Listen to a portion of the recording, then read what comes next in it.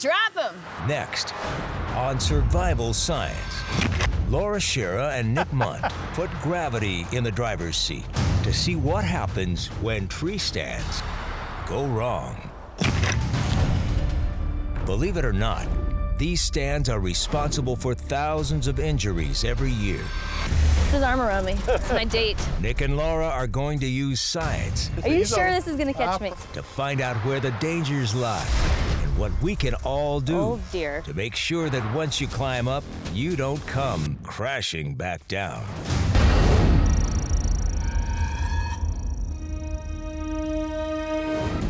Hi everyone, and welcome to another episode of Survival Science. You know, as hunters, there are a lot of hazards that we have to be aware of when we're hunting the backcountry. That's true. We have dangerous animals, bad weather, and of course, sometimes there's even inexperienced hunters out there. That's right, and one of the things we don't think about is the force of gravity. It's that elemental force of nature that when you fall, you go straight down. Statistically, one of hunting's greatest perils is falling from tree stands. Of course, there's lots of benefits to using the tree stand, from better sight lines, you have protection, you're camouflaged, but they also pose some risks. Nearly half of all accidents that send hunters to the hospital every year involve falls from tree stands.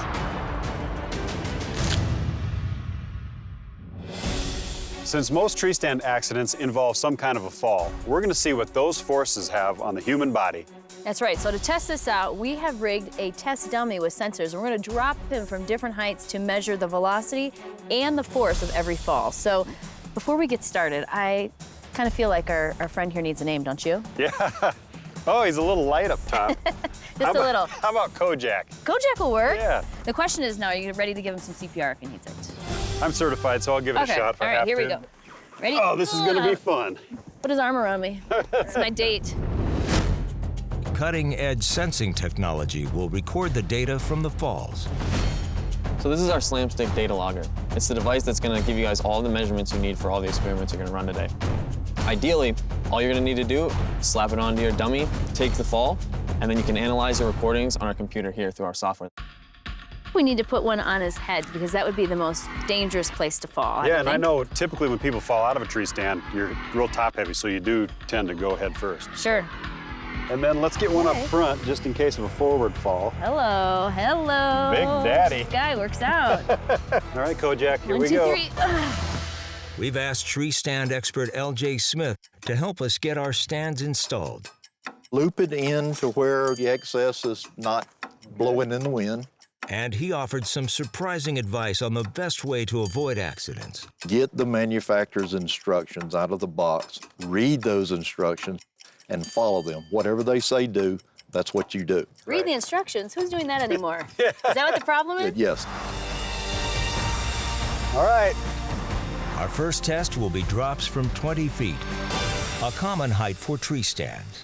All right, All right, Nick, you Laura. ready for this? Someone Here we go. bring me a dummy.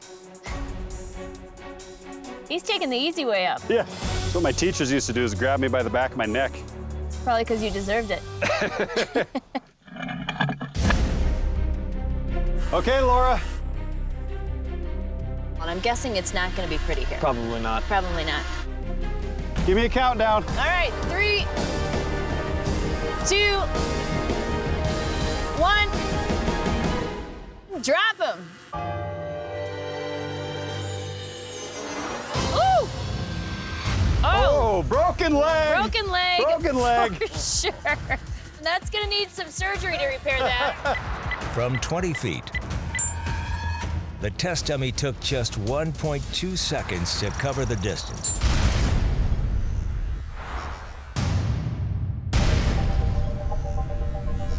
At impact, the Slamsticks recorded an astonishing 24 Gs of shock. That's about twice the force generated by a knockout punch from a heavyweight boxer. What kind of effect would a fall like this have on the human body? If a person were to land on their side, the forces generated at impact would be enough to shatter the pelvis, break ribs, fracture the arms, and possibly crack the vertebrae in the spine. The injuries would be even worse if the hunter landed on their head. The bones of the cranium have an average thickness of 1/4 inch. And while that bone is hard, it takes just 15 pounds of pressure per square inch to fracture it. So I think we've established that a fall from a 20-foot tree stand is going to be pretty gnarly. Ooh, you think? Yeah. Well, also it's safe to say the hunters should be wearing their safety harness at that height because I think we saw some broken bones there. Yeah, definitely. And do you think that a fall from a 10-foot tree stand is going to be any less dangerous than a fall from a 20? Well, what's interesting is a lot of hunters aren't wearing their safety harnesses at that height because they think it is safer, but I'm guessing it's not. I would tend to agree with that. Let's see what Kojak has to say about it. Let's Okay, do let's it. go. Okay, you ready down there? I'm ready. All right, let's bring up Kojak. Get nice and close. Okay, Kojak. Time to stand on your own 2 feet. Any last words, Kojak? Nope, he's good. Okay. 3, 2, 1, drop him.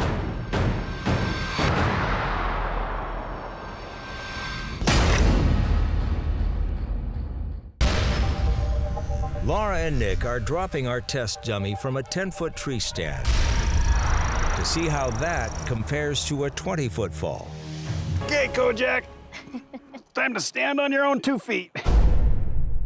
3, 2, 1, drop him.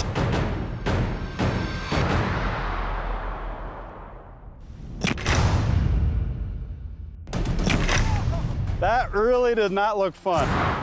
Data from the 10-foot drop reveals that it took just 0.8 seconds to fall 10 feet. In that time, the dummy accelerated to 17.3 miles per hour. When Kojak hit the ground, the Slamsticks recorded nearly 12 Gs of shock. That's about twice the force of the tallest roller coaster. The speed at impact from 10 feet was 29% less than the speed from 20 feet. Even so, the force generated at impact could result in cracked leg bones, shattered ribs, broken vertebrae, and skull fractures. The test is conclusive. There really is no safe height, so even a fall from the shortest tree stand can send you to the hospital. And I think the takeaway from all this is that you have to climb smart. You have to always wear a safety harness and use the lifeline from the time you leave the ground till the time you get back. And it'll definitely keep you away from the effects of gravity, as you could see by our friend on the ground over there. Yes, poor Kojak. Well, that brings us to our next question, and that is, how does the safety harness work, and how does it save us from gravity? L.J. Smith is a renowned hunter safety expert, and he regularly investigates tree stand accidents. I'm a retired hunter safety administrator from the state of Mississippi. Okay. Went to work there in 1979 and have been teaching hunter safety and tree stand safety ever since. And in the last 25 years, I have personally investigated over 450 tree stand accidents. So what are some common accidents and injuries that we see with hunters and tree stand falls? Anything from scrapes and bruises to broken legs to broken backs and necks and fatalities. The highest accident that I've ever personally investigated was 65 feet. Ooh, doesn't sound good at all. Not good, no, not good. This is what we call a 5-point safety harness. It connects both over your shoulders, under your legs, and it has a tether in the back that is a set length with Z-fold tearaways in the tether. Yep.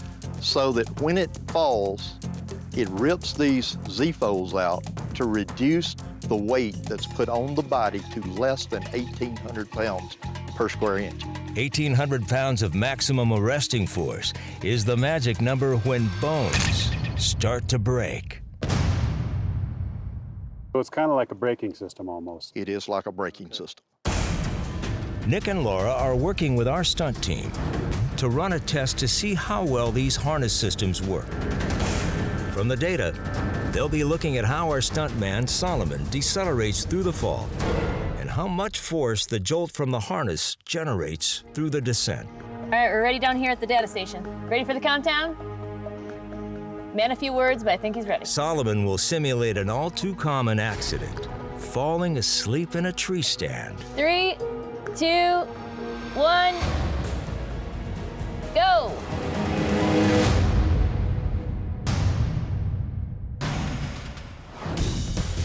When Kojak fell from 20 feet, he hit the ground traveling at over 24 miles per hour.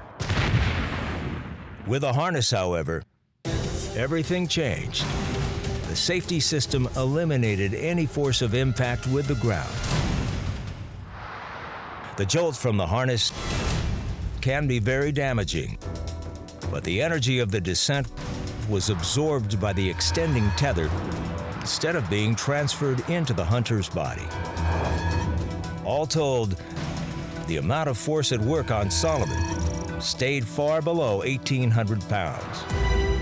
Fortunately, most stands and harnesses are tested to be sure they meet industry standards recognized by the Tree Stand Manufacturers Association. Also, every tree stand purchase includes a safety video. Are you ready to test one out? Wait a minute, am I volunteering for this? I think you're the one. Laura has reluctantly volunteered to step off a tree stand I did mention I was afraid of heights, right? No? and trust the harness. Okay, when you're ready, just slide your foot around on the side. Turn around sideways on the seat. Okay. Slide your other foot over. Can I hang on to this? No. No, I can hang on to nothing. Oh, this is terrifying. just ease over. Ease that foot over. This is like talking someone into jumping, and it's not fun. Laura discovers just how difficult it is to allow yourself to step off into space. I don't want to do it. Ease over. Yeah, just Are you ease sure over. this is gonna catch me? I promise you, ease over and come on down. There we go. Oh my God.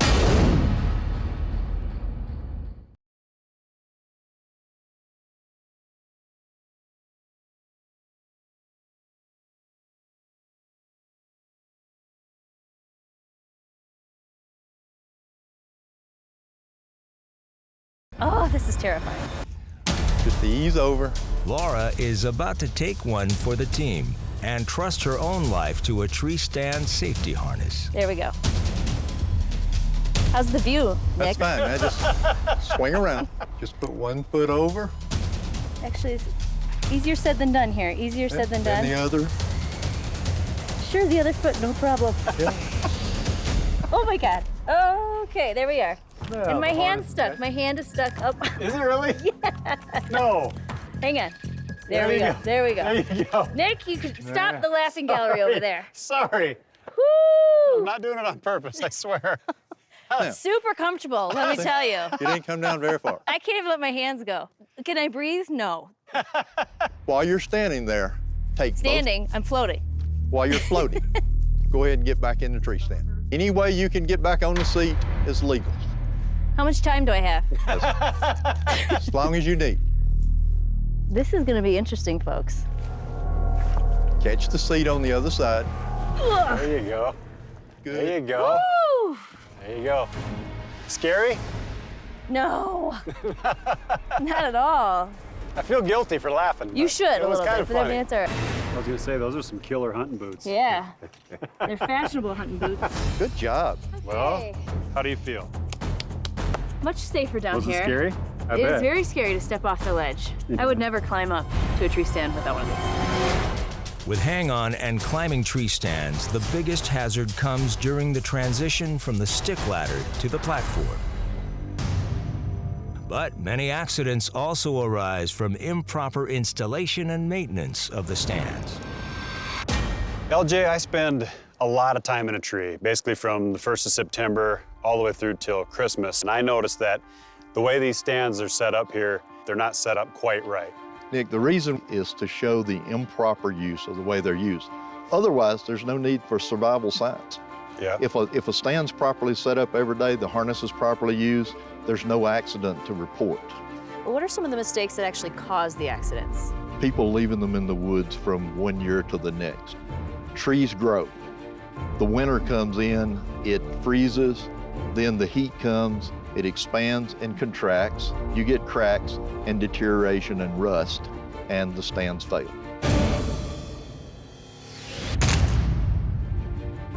And not to mention the straps. You get dry rot, stuff like that. So if you've got a stand that's been up there for 2 years, the straps definitely can't be good, right? That's correct. Your stand needs to be taken down and stored inside during the summer months. There's a huge number of people that use ladder stands, and they can't get into a hang-on. So what about ladder stands? Yeah, Nick, about 70% of the stands sold today are ladder stands.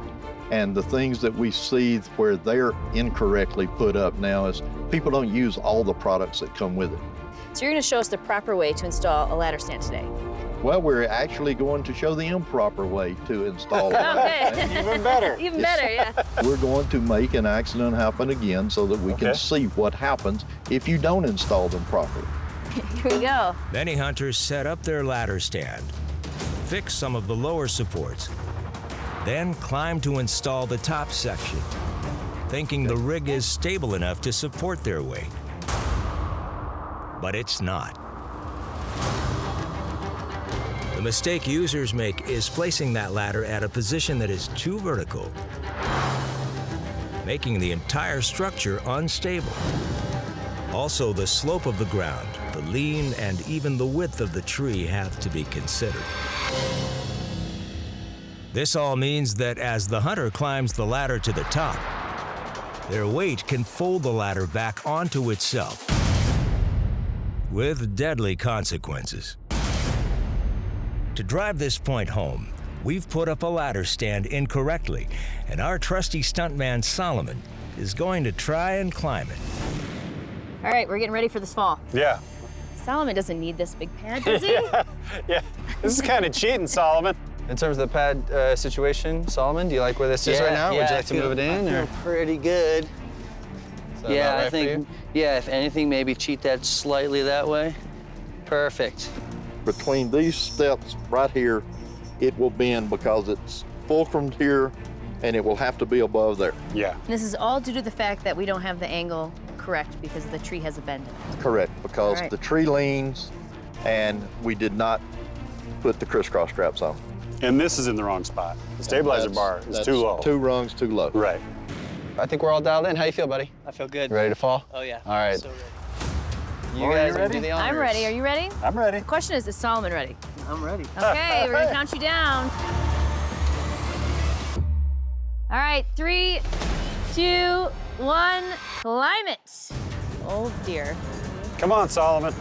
You've got this. You can do it, Solomon.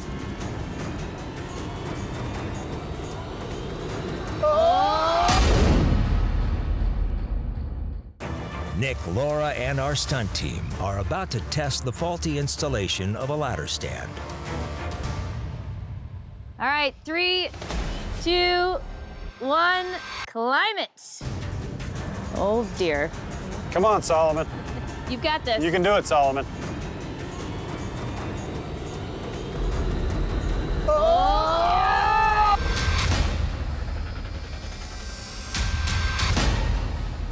Take inventory, no broken bones. Nope, good. Like LJ said in the beginning, you know, it's gonna bend. It broke on the backside, but it stayed Still- together, so it didn't disconnect, which was Did good. not come loose, yeah. When a ladder stand is properly installed, the system can easily support someone who weighs more than 400 pounds. An improperly installed stand may look completely stable, but in fact, even a 100-pound hunter can trigger a deadly fall. You rode it out to the bottom. So when it starts to come, I think most people would bail before the thing actually gets to that. And so where most of your injuries are gonna come from is broken legs, you know, not being able to take that force of 15 or 18 feet hitting the ground. Who you know. knows what you're landing on, either Yeah. rocks, logs, Stumps, whatever it might some be other there. thing, Yeah, a bear. Another A bear. Yeah, a bear. Definitely gonna crack your head. So what would a fall like this look like in real life? Now, we'll slide the pad aside and call on our stunt dummy, Kojak. Everybody, you ready? Yeah. Okay, Laura, give us the Here countdown. we go. 3, 2, 1. Drop them. Oh Lord. Look out! Oh! Why are we laughing? Oh, yeah. That would hurt. you okay?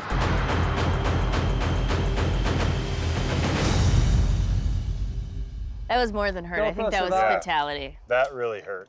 Serious, that was like a really You were really hard laughing. jolt. I mean, you were really laughing there. Well, just because I know Kojak can take it. The forces generated in this accident were enormous. The Slamsticks recorded shock force of a bone-crunching 138 Gs. That's like an Indy car hitting a wall at over 100 miles per hour. Wow, that was crazy. You could just feel the impact. The heaviness. Yeah, when it hit the ground. Snapped this time. Well, that about does it. What'd you think, Laura? Well, I think we can walk away knowing two things. Number one, always wear your safety harness because there is no safe distance to take a fall. Right. And two, read your installation instructions, right? Watch that safety video because you don't want your hunt to end before it starts. Well, that's a wrap for this show.